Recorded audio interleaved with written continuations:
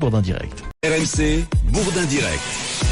Allez, il est 9h48. La loi sur la transition énergétique a été promulguée. Vous savez que certains articles de cette loi ont été rejetés par le Conseil constitutionnel. Mais le texte fixe notamment des objectifs de réduction de la part du nucléaire dans la production d'électricité et de consommation des énergies fossiles. Et ça a été validé par le Conseil constitutionnel. Ça veut dire que on développe et heureusement, on va développer de plus en plus les énergies renouvelables.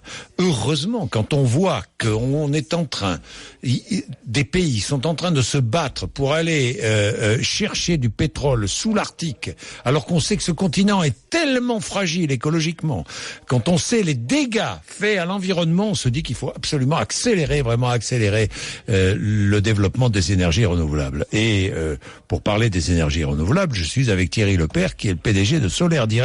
Bonjour Thierry Lepère. Bonjour. Merci d'être avec nous. Parlons du solaire et du photovoltaïque. Vous savez, je défends absolument ces énergies parce que je pense évidemment que c'est l'avenir, évidemment. Alors, ça a beaucoup progressé, Thierry Lepère, parce que quelle image a-t-on du photovoltaïque ? On a l'image de gros panneaux solaires très envahissants, assez lourds, qui finalement ne sont pas très jolis. Alors, on peut avoir cette image. On a surtout une image qui est assez ancienne, qui est une énergie, on va dire, pas sérieuse ou pas assez compétitive. Et c'est là où il y a un décalage, en fait, énorme aujourd'hui entre cette réalité qui a complètement changé, c'est-à-dire une énergie qui est devenue compétitive, qui se développe un peu partout dans le monde, et cette image qu'on continue d'avoir en France parce qu'effectivement, il y a eu une époque où c'était très subventionné. Oui. Il y a une époque où c'est moins subventionné aujourd'hui, Thierry Lepère ?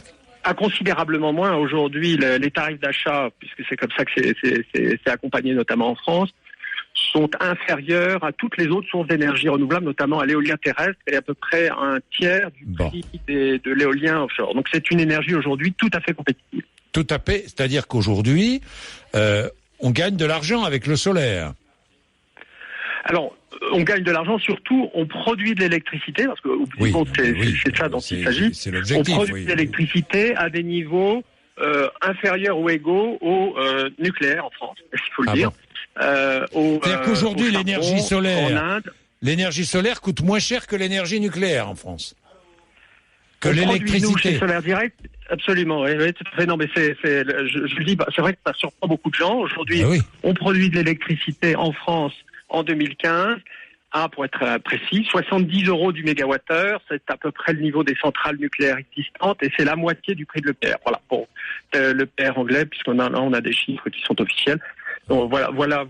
Et ça continuera à baisser. Ça continuera à baisser. Exactement, ça continue à baisser parce que le photovoltaïque, c'est la seule énergie électronique. C'est des progrès continus depuis 60 ans, cette fameuse cellule photovoltaïque, c'est-à-dire des plaquettes de silicium qui transforment directement l'énergie du soleil en électrons. Et c'est une progression continue, comme les mémoires, les microprocesseurs, avec une augmentation absolument régulière et linéaire des rendements et une réduction corrélative des coûts. Oui. Ça veut dire que... Alors, je vous écoute, je vous entends. Les panneaux photovoltaïques, où sont-ils fabriqués ? Toujours en Chine ? Alors, ils sont fabriqués un petit peu partout dans le monde. Aujourd'hui, c'est une commodité. Fabriquer un panneau photovoltaïque, c'est une technologie relativement accessible à tous les industriels. Et effectivement, on a connu une grande vague d'industrialisation en Chine. Ce qu'il faut savoir néanmoins, c'est que aujourd'hui, d'abord, ça se produit un petit peu partout dans le monde, pas uniquement en France Chine, aussi. Notamment, je pense que c'est là en Inde. En France, absolument, oui, il y a quelques producteurs de modules photovoltaïques français pour lesquels d'ailleurs chez lesquels on se sert pour ce qui nous concerne pour nos projets français. Donc il y a effectivement de la production française. Ce qu'il faut surtout savoir, c'est que le photovoltaïque, c'est pas simplement des modules, des panneaux, c'est un ensemble de systèmes, c'est-à-dire avec des systèmes électriques. Ce qu'on appelle dans notre jargon le balance of system, c'est-à-dire des onduleurs, des transformateurs. c'est un ensemble de produits, de systèmes qui sont intégrés et qui produisent une électricité à base soit de toiture, soit au sol. Oui, mais Thierry Lepercq, ça veut dire que ces panneaux sont de moins en moins chers à acheter à l'achat ? Voilà, ils sont de moins en moins chers pour les investisseurs. Le prix baisse pour les investisseurs. Le prix continue de baisser, absolument. Il a baissé d'un facteur 5, pour être précis. Il a baissé d'un facteur 5 sur les 5 dernières années. Donc il y a une baisse tout à fait considérable et cette baisse continue. Facteur 5, ça veut dire 5 fois moins cher, quoi. 5 fois moins cher, absolument. 5 fois moins cher, ouais. 80% de baisse. Pas beaucoup d'énergie, vous avez des baisses de 80% sur le ça c'est sûr. Non, mais ça c'est certain. Et ça va continuer à baisser le prix d'un panneau ? Et ça va continuer à baisser, absolument, tout simplement pour la raison technologique que j'évoquais, c'est-à-dire que les rendements sont de plus en plus élevés et donc les coûts baissent. Et ça, c'est quelque chose de totalement mécanique, on pourrait dire. C'est totalement, en tout cas, surtout totalement prévisible sur une période d'au moins 10 ou 15 ans. Est-ce qu'un foyer peut être totalement autonome en électricité avec le photovoltaïque ? Alors la réponse est oui. Simplement, est-ce que c'est la meilleure idée ou non ? Je ferai la comparaison avec les fruits et légumes. Un foyer peut être totalement autonome avec son jardin et produire ce dont a besoin sa famille. Pour autant, est-ce que c'est la meilleure solution sur un plan économique ? Pas nécessairement. Nous, on a une vision assez simple, mais je crois qu'il y a des personnes qui installent du solaire sur leur toiture, ça c'est très bien. Nous, on a une vision un petit peu différente, qui est ce qu'on appelle le solaire municipal. C'est un petit peu comme l'eau, si vous voulez. Il vaut mieux avoir une station d'épuration à l'échelle d'une commune, même si, techniquement, on peut avoir une station d'épuration à l'échelle d'un foyer. C'est quoi le solaire municipal ? Vite, Thierry Lepercq, parce que je voudrais prendre un auditeur. C'est de l'eau, c'est de l'électricité produite à l'échelle de 5 à 15 000 personnes. C'est un parc solaire, une installation au sol, à côté d'une station d'épuration ou un endroit où ça ne gêne pas, justement. On peut tout à fait mettre ces installations là où ça s'intègre parfaitement dans le paysage. Et nous, en France, on a par exemple 40 communes aujourd'hui qui produisent de l'électricité pour 5 à 20 000 personnes. Et on a ça dans le monde entier aujourd'hui. Mais c'est formidable, ça. Municipal. C'est formidable. Laurent est infirmier libéral dans les Pyrénées-Orientales. Bonjour Laurent. Oui, bonjour Jean-Jacques, bonjour à tout le monde. Vous avez votre installation photovoltaïque, chez vous ? Oui, moi j'ai 2 installations photovoltaïques pour tout dire. La première que j'ai installée il y a 5 ans, qui était à but de vendre de l'électricité à EDF. Oui. Donc que j'ai fini de rentabiliser cette année. Donc en 5 ans, j'ai rentabilisé et j'ai signé un contrat de 20 ans avec EDF. D'accord. Donc les 15 prochaines années, tout ce que ça me rapporte est essentiellement pour moi. Oui. Et l'année dernière, donc, j'ai profité du changement de loi, donc, pour m'installer du photovoltaïque pour ma production personnelle du foyer.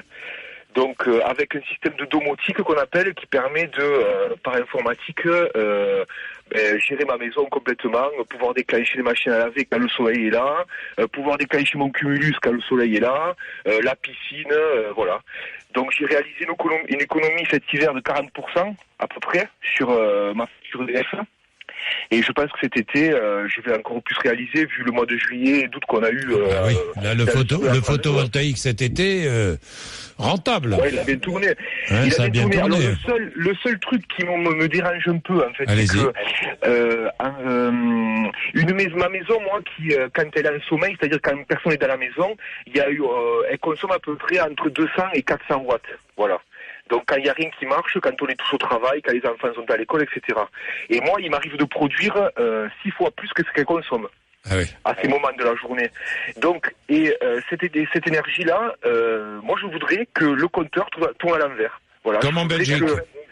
Comme en Belgique, je voudrais que cette énergie soit pas perdue et que. En Belgique, les compteurs tournent à l'envers quand on produit plus d'énergie que l'on en dépense. Voilà, chez nous non, mais bon, c'est chez nous non. Dommage. Bon. Et aussi, moi je me pose une question, c'est pourquoi? Parce qu'on sait que ça marche maintenant, on sait qu'on veut réduire le nucléaire. Pourquoi on n'oblige pas les gens, quand ils déposent leur permis de construire, à avoir une installation photovoltaïque? Thierry Lepercq, la réponse.